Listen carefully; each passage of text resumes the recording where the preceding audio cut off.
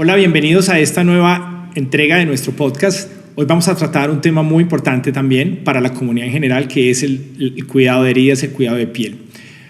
Algunos expertos han dicho que incluso el cuidado de las heridas define a las comunidades. Le han dado tanta importancia como podría ser el lenguaje o las matemáticas. Esto es para poner en relevancia este tema y no lo es menos hoy en día. Para desarrollarlo, entonces, hemos invitado a Paula Andrea Montoya, que es una enfermera jefe, especialista en el cuidado de heridas de piel y ostomías.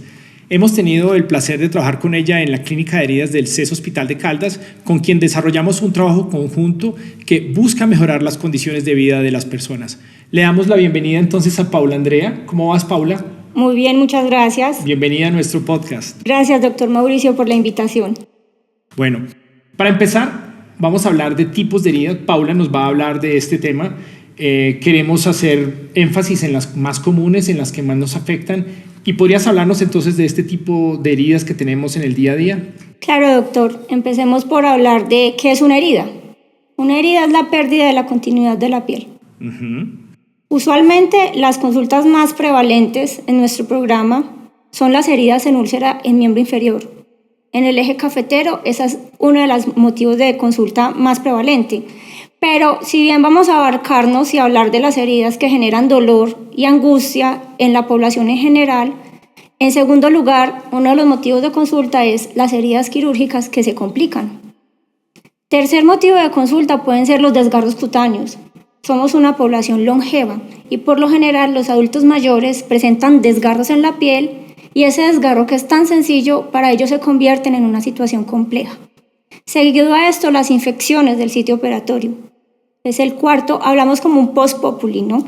De lo que más consultan en la clínica de heridas o individual en nuestros WhatsApp, la foto que envían, la ayuda que piden las personas y demás. Hablamos también de las lesiones asociadas a la dependencia. Es decir, aquel paciente que está acostado y postrado en cama y empieza a tener una disrupción en la piel.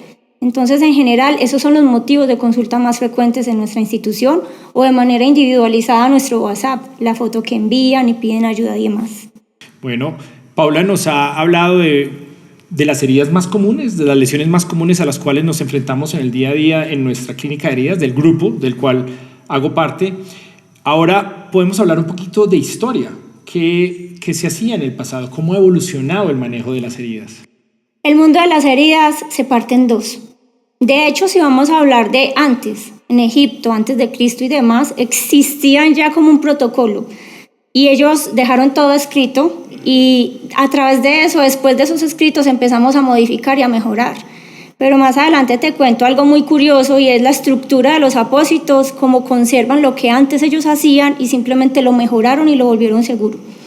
Siempre se habla de la higiene de la herida. Para ellos, antes de Cristo, lavar la herida con agua o lavar la herida con vino o con leche, para ellos era el protocolo, pero tenían algo muy especial y es que ellos se enfocaban en parar el sangrado, porque la pérdida de sangre para ellos era sinónimo de perder la vida.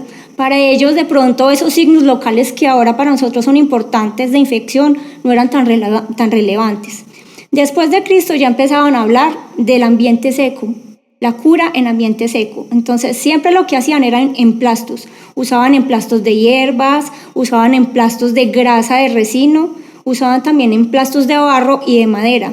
De hecho, la corteza de los árboles era la que usaban para hacer las curaciones.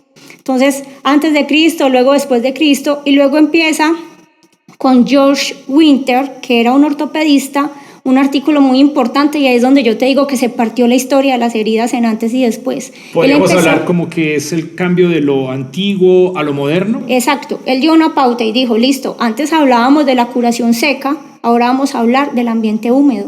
Entonces en 1692, más o menos en esa época, empezaron a hablar de ambiente húmedo. ¿Qué dijo John Winter? Él dijo, vamos a coger unos cerdos, él en cantidad no era tan específico, pero empezó a hacer lesiones en el lomo del cerdo para llegar hasta la dermis papilar y empezó a cubrir con poliuretanos y films. En ese momento él dijo, vamos a esperar cómo se migran los factores de crecimiento en este grupo de cerdos versus el otro donde dejaban las heridas al ambiente. De hecho, no sé si has notado que las personas dicen déjela abierta para que respire, ¿no? Es un término que utilizan, de hecho, aún de dejar una herida abierta y eso genera una costra y a veces o puede mejorar o simplemente empeora. Entonces, en ese estudio, que fue la partida del antes y después, él demostró que dejar 72 horas esas heridas en esos cerdos cubiertas con apósitos, él empezó a utilizar poliuretano y también los emplastos de resino, pero dejaban las heridas cubiertas y microscópicamente se dio cuenta que había más migración de factores de crecimiento. Al 7º día encontraron que las heridas no tenían como un impacto muy significativo, pero sí empezaron a medir los niveles de dolor al retirar esos apósitos. Y empezaron a hablar del concepto de microclima y demás. Entonces, para mí, en el mundo de las heridas se partió la historia, ambiente seco y ambiente húmedo. Pero resulta que si hablamos de ahora, existe una dermatóloga que se llama Elena Conde, que ella hace aproximadamente 5 años empezó a enseñarnos a utilizar nuevamente el ambiente seco, pero de manera individualizada.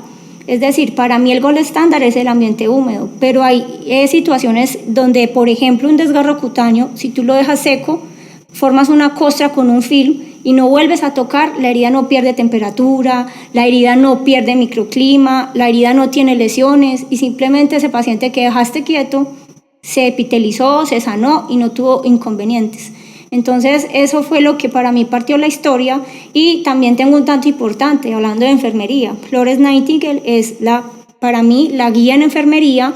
Y en el cuestión de heridas ella empezó a hablar de los datos epidemiológicos, entonces también nos ayudó a partir la historia. Y ella decía, muy bien, yo soy la que cuido esos pabellones de las personas de la guerra, y ella con su lámpara empezaba a hacer rondas y se demoraba 2 horas haciendo la ronda. Estamos hablando en el año 1820 más o menos. Hacía su ronda y ella empezaba a ver que esas personas que estaban en la guerra, que estaban postradas, que ella no podía lateralizarlas antes de las 2 horas, empezaban a presentar las lesiones asociadas a la dependencia. Y ella culpa esas lesiones, las llamadas úlceras por presión, atribuibles a la falta de movilidad. Entonces esa enfermera empezó a volverse epidemióloga, contadora y empezó a sacar datos estadísticos. Entonces es como la que también nos da la referencia de que ahora hay que medir todo lo que hacemos para poder mejorar lo que implementamos en barreras de seguridad para el tratamiento de heridas. Paula nos hace caer en cuenta en una cosa que siempre hemos dicho en medicina: casi nunca descubrimos algo nuevo, casi nunca es algo realmente novedoso, sino que es algo que se ha hecho en el pasado y que retomamos. Fíjense lo que nos ha explicado. Básicamente, parte de lo que hacemos hoy en los apósitos modernos, de lo que aplicamos, de las tecnologías que utilizamos para las heridas, son retomadas de cosas que se hicieron hace 1000 o 2000 años o más, o en la Edad Media, simplemente que se han mejorado, que se han optimizado. Entonces, no es tanto cosas nuevas, sino cosas mejoradas con innovaciones a partir de tecnologías antiguas. Pero centrémonos un poquito más en los últimos 20 años, ¿qué ha cambiado en el manejo de heridas en Colombia? Por ejemplo, en nuestra clínica de heridas. Me tocó vivir la transición. Hace 20 años empecé a hacer tratamiento de heridas. Entonces, basada en lo que había, que nosotros llamábamos que era la tecnología simple y convencional. Hay un ejemplo muy claro y es una experiencia que tengo propia que me hizo crecer en el mundo de las heridas, y eran las fístulas enterocutáneas. Es decir, aquellos pacientes con problemas abdominales donde el intestino se rompía y por allí salía el contenido del intestino. En esa época, te estoy hablando del año 2001, en esa época nosotros, para poder derivar ese contenido, nos enseñaron que utilizábamos compresas, pastas con óxido de zinc para proteger la piel alrededor y unos pimpones para tratar de sellar ese roto del intestino. Ese pimpón se llenaba de chicle y el chicle el paciente mismo empezaba a masticarlo mientras nosotros hacíamos la higiene de la herida, recibíamos el chicle, lo empaquetábamos en pimpones y empezábamos a hacer el sello de la fístula. Pero era una medida rudimentaria. Era lo que nos habían enseñado en esa época, pero a través del tiempo fuimos revisando que ya existían estudios de hace muchísimo tiempo donde hablaban, por ejemplo, de la asistencia de heridas por terapia de presión negativa o así. De hecho, la presión negativa la empezó a utilizar un ortopedista basado en estas campanas que hacían para bajar el dolor muscular, donde hacían una hiperemia y él notaba que allí migraba la oxigenación y de allí empezaron las bases y el concepto de la presión negativa. Después de eso, ya uno, basado en esa historia que te estoy contando, ya empezamos a investigar que existían apósitos para el tratamiento de las heridas. Entonces empezaron a hablar mucho de los hidrocoloides. Bueno, hay una palabra como muy técnica, es el duoder, que lo conocen mucho en el mundo de las heridas y para todo utilizábamos ello. Ya después empezó a avanzar la ciencia y nos dimos cuenta que ese apósito, que era como una piel de cordero que se adhería a las heridas, al retirarlo se traía la epidermis. Entonces empezamos a conocer los conceptos de los film de poliuretano.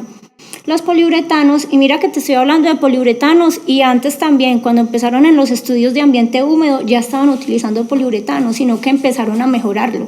Entonces me tocó ese trance entre utilizar pastas con óxido de zinc, luego ir estudiando y empezar a investigar y a traer la tecnología en salud, utilizar el film de poliuretano, cuando después descubrimos que en la época pasada, de hecho nuestras mamás, nuestras abuelas utilizaban telarañas para hacer hemostasia. Y uno decía, ¿pero por qué la telaraña? Pues me tocó, cuando había una lesión por trauma, el emplasto que utilizaba la abuela de telaraña, y actualmente tengo un apósito donde yo reviso su ficha técnica y dice que su estructura es igual a una telaraña porque tiene la capacidad de absorber, pero repele el agua y atrapa. De hecho, es un apósito que se llama atrapamiento bacteriano. Por eso te digo que trajeron lo de atrás y lo fueron mejorando, porque van hablando mucho de seguridad del paciente, seguridad en la tecnología, datos estadísticos.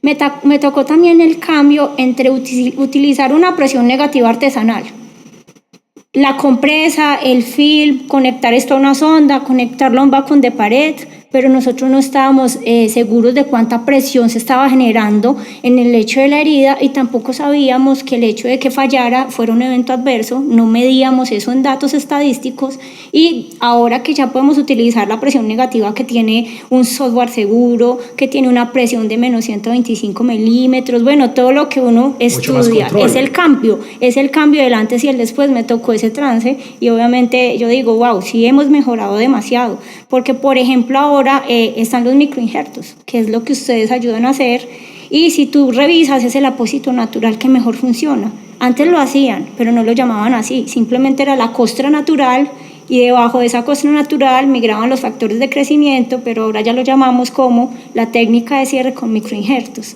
Sumamente importante e interesante todo lo que nos está contando Paula, y me hace caer en cuenta de un concepto que hemos manejado, que es la serendipia y la pseudoserendipia. Nos ha hablado de cosas que se han encontrado casi que por casualidad. Buscando unas tecnologías médicas hemos encontrado otras, buscando unos beneficios y unas ventajas hemos encontrado otras. Y eso se da en todas las áreas de la medicina y de la salud. Ya hemos hecho un recorrido interesante sobre el conocimiento de las heridas, incluso desde la antigüedad, cómo ha evolucionado en los últimos 20 años en el mundo y en Colombia, qué tecnologías estamos usando, una tecnología y una terapia que estamos usando muy ampliamente, que es la tecnología de presión negativa o terapia VAC. Pero ¿qué otras tecnologías en apósitos tenemos en la actualidad que nos ayudan tanto con nuestros pacientes? Ya hablamos de la presión negativa, hablamos de los antimicrobianos, de los apósitos no medicados, que es el que atrapa los microorganismos, pero resulta que a través de tiempo, individualizando las necesidades de las heridas, hemos incluido más apósitos con tecnología avanzada. Entonces existen las membranas que sustituyen los apósitos autólogos cuando no es posible hacerlo.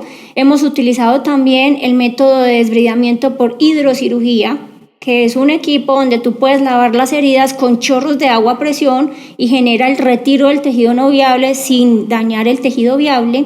Hemos hablado de la cámara hiperbárica, donde nos ayuda con presiones al 100% de oxígeno a migrar los factores de crecimiento y a oxigenar los tejidos. Hemos hablado de sistemas de compresión que ya son tan seguros, donde tú evitas utilizar los vendajes convencionales, sino que al usar ese kit de vendajes vas a aportar de 40 a 80 milímetros de mercurio y el paciente va a tener un cierre más rápido de las heridas. Hemos hablado de factores de crecimiento epidérmicos que son inyectables. O sea, todo lo que a través del tiempo vamos a incluir, pero basados en las necesidades individuales del ser que estamos tratando, porque no podríamos ser transversales, a todos les vamos a aplicar lo mismo. Por eso existe la multidisciplinariedad en el tratamiento de heridas también como tal. De acuerdo a todo lo que nos ha hablado Paula, podemos entender que hay también muchas innovaciones que nos han mejorado el tratamiento de nuestros pacientes. Y me hace pensar, y quiero hacer énfasis en esto, que es la personalización de la medicina o de los tratamientos en salud. Allá vamos.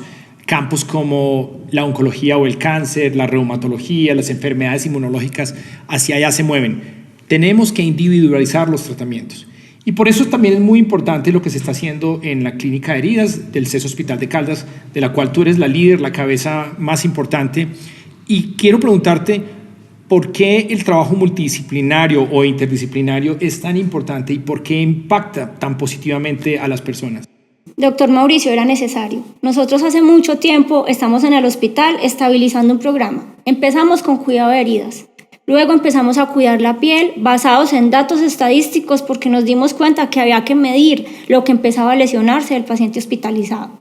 Y ahora con nuestros cambios en las reformas de salud, las necesidades del asegurador, las necesidades de la sociedad, nos tuvimos que sentar y decir, hay que mejorar y hay que generar un impacto desde la prevención, desde el tratamiento y el seguimiento. Entonces, por eso, ahora lo que más está mandando la parada para generar impacto y reflejar la pertinencia son los equipos de alto desempeño. Entonces, por eso es que cuando en las rondas decimos, el paciente está depletado, se está desnutriendo, pidamos un perfil nutricional, interconsultémoslo al soporte nutricional, el paciente tiene una oclusión, no sentimos pulsos, solicitemos ayuda al grupo vascular, el paciente requiere rápido lavado, sacarlo adelante, hacer injertos, hagamos la ronda con cirugía plástica y todos esos conceptos que definimos en las rondas que están incluidos en la historia clínica, que es nuestro documento legal, queda reflejado ante los aseguradores. Son menos las posibilidades de glosas. Si tú escribes que estamos todos en la multidisciplinariedad, a solamente estar trabajando como islas y el paciente no lo podemos desmembrar. El paciente es de todos, de todo el grupo, del equipo de alto desempeño. ¿Esto a qué nos lleva? Vamos a hablar que tenemos el recurso humano, que somos nosotros, las enfermeras, los especialistas dependiendo de la etiología. Vamos a hablar de la tecnología en salud, que vamos a usar muy bien los recursos, pero también debemos de medir y tener datos. Entonces, en esos equipos de alto desempeño, los datos son demasiado importantes, porque si tú revisas que tu indicador se está saliendo del rango, inmediatamente nos van a pedir tener una mejora ante ese rango que está subiendo. Y ya eso es ahora satisfactorio, porque, por ejemplo, en el caso de nosotros, como equipo de alto desempeño, los aseguradores saben que medimos y nos piden y nos exigen que mejoremos. Y si queremos mejorar, la mejora incluye la tecnología en salud, el recurso humano, la infraestructura y los documentos para poder soportar el trabajo. Entonces es necesario hacerlo y eso también nos va a reflejar los resultados en facturación y en pertinencia. Este recorrido ha sido fascinante, el conocimiento que hemos adquirido hoy es muy importante, nos ha traído hasta la época actual. Pero una pregunta obligada, danos un concepto o un elemento hacia el futuro que se vislumbra en el horizonte del manejo de las heridas. Esa pregunta la estaba esperando. En estos momentos ya existen investigaciones de la nanotecnología en heridas. Esperamos que llegue pronto, porque están hablando de apósitos que tienen esas partículas que van a ayudar a hacer migración de factores de crecimiento allí, pero también es alerta de manera computarizada, donde nos va a decir la herida se está estancando porque tiene infección y porque necesitamos cambiar el tratamiento. Es decir, vamos hacia allá.